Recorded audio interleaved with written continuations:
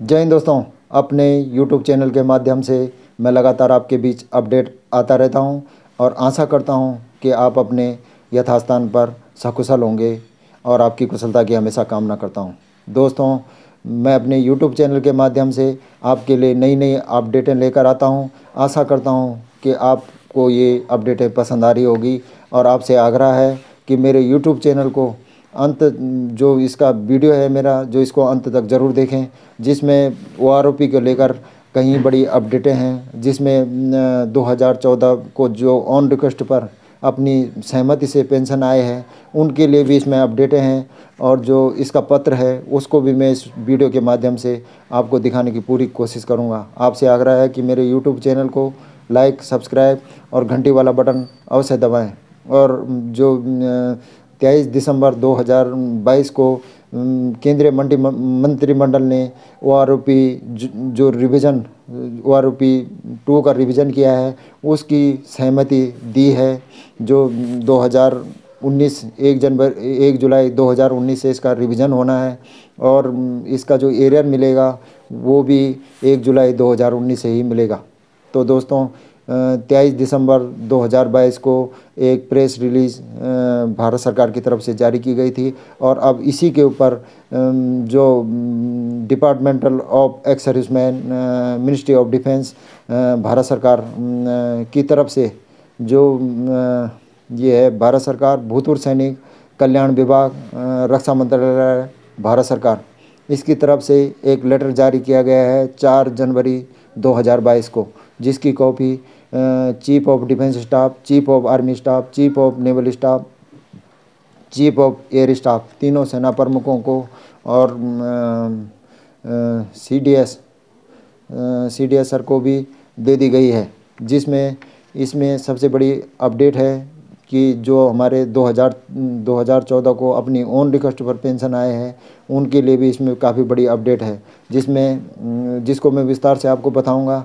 जिसमें जो 7/11/2015 को एक नोटिफिकेशन निकला था, उसी के आधार पर अब जो department of ex serviceman welfare है उसने भी अब उस पर एक 4/1/2023 को एक आदेश जारी किया है, जिसका संख्या है 1/1/2019 डी पेन पोल, भारत सरकार रक्षा मंत्रालय भूतपूर्व सैनिक कल्याण विभाग सेना भवन नई दिल्ली 4 जनवरी 2023। हतोत्साहित को इस मंत्रालय ने के दिनांक 7/11/2015 के पत्र संख्या 12/1/2014 डी पेन पोल पार्ट 2 के पैरा 3-5 में निहित प्रावधानों के संदर्भ देने का निर्देश दिया गया है, जो पेंशन के पुनर्निर्धारण से संबंध में है। भविष्य में हर 5 साल बाद OROP का रिवीजन किया जाएगा। जिसमें जो 7/11 का पत्र है 7/11/2015 का पत्र है उसमें भी यहाँ कहा गया है कि हर 5 साल बाद OROP का रिवीजन किया जाएगा। और अब इसको राष्ट्रपति महोदय की सहमति मिल चुकी है और राष्ट्रपति महोदय ने निर्णय लिया है कि OROP योजना के तहत पेंशन संशोधन 1/7/19 से प्रभावी होगा। जो राष्ट्रपति महोदय है उनका भी इसमें सहमति मिल चुकी है और 1/7/2019 से इसमें जो ये प्रभावी होगा, इसमें इसका जो संशोधन होगा 1/7/2019 से होगा। और रक्षा मंत्रालय दिनांक 7/11/2015 के पत्र में अपनाए गए सिद्धांतों पर आधारित है। जो 7/11/2015 को जब OROP का नोटिफिकेशन निकला था तो उसके जो नियम हैं उसी सिद्धांत पर किया जाएगा। पूर्व पेंशन भोगियों की पेंशन को रक्षा बल के सेवानिवृत्त कर्मियों की कैलेंडर वर्ष 2018 की पेंशन के आधार पर पुनर्निर्धारण किया जाएगा और यह लाभ 1/7/19 से मिलेगा। और जो इसमें पेंशन का निर्धारण किया जाएगा वो 2018 के जो पेंशन भोगी है और जो पुराने पेंशन भोगी है उनका 2018 के आधार पर किया जाएगा और 1/7/19 से जो प्रभावी होगा। कैलेंडर वर्ष इसमें 2018 रखा गया है। वर्ष 2018 में समान रैंक और समान सेवाकाल में सेवानिवृत्त रक्षा बल के कार्मिकों की न्यूनतम और अधिकतम पेंशन के औसत के आधार पर रक्षा बल के पात्र पेंशन भोगियों, पारिवारिक पेंशनरों की पेंशन पुनः निर्धारण की जाएगी, जिसमें जो पारिवारिक पेंशन भोगी है और जो पेंशनरों की पेंशन को पुनः निर्धारण किया जाएगा। 2018 में समान रैंक और समान सेवा काल, जिन्होंने 2018 में समान रैंक और समान सेवा काल किया था, उसी आधार पर इनका पेंशन का निर्धारण किया जाए। अधिकतम पेंशन औसत के आधार पर रक्षा बल के पात्र पेंशनभोगियों को पारिवारिक पेंशनरों को पुनः निर्धारण किया जाएगा। जो पारिवारिक पेंशन भोगी है, जो वीर नारी है, उनकी पेंशन भी इसी आधार पर निर्धारण की जाएगी। औसत से ऊपर आहरण करने वालों के लिए पेंशन संरक्षित की जाएगी। यह लाभ युद्ध विधवाओं और विकलांग पेंशनरों सहित पारिवारिक पेंशनरों को भी दिया जाएगा।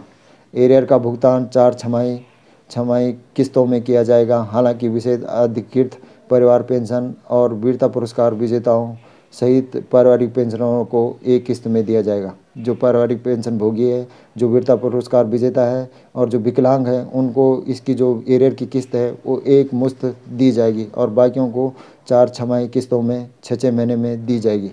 कार्मिक जो 1/7/2014, 1/7/2014 को या उसके बाद अपने स्वयं के अनुरोध पर नियम 13(3) second first B 13(3) second first B 13 के तहत पेंशन पाने का विकल्प चुनते हैं। जिन्होंने विकल्प चुना है वो 3 द्वितीय आई भी या सेना नियम जो आर्मी ऑर्डर है 1954 के नियम 16(b) या समकक्ष सेना वायुसेना के नियम और के हकदार होंगे। जो ये नियम है जो 2014 में अपनी ओन रिक्वेस्ट से पेंशन आए हैं, उन पे ये नियम उनको जो 13(3)(1)(b), 13(3) सेकंड 1(b) 13 के तहत और आर्मी रूल 1954 के नियम 16 के आए हैं, पेंशन आए हैं, चाहे वो आर्मी का हो, नेवी का हो, एयरफोर्स का हो, उनको वो पेंशन के हकदार नहीं होंगे।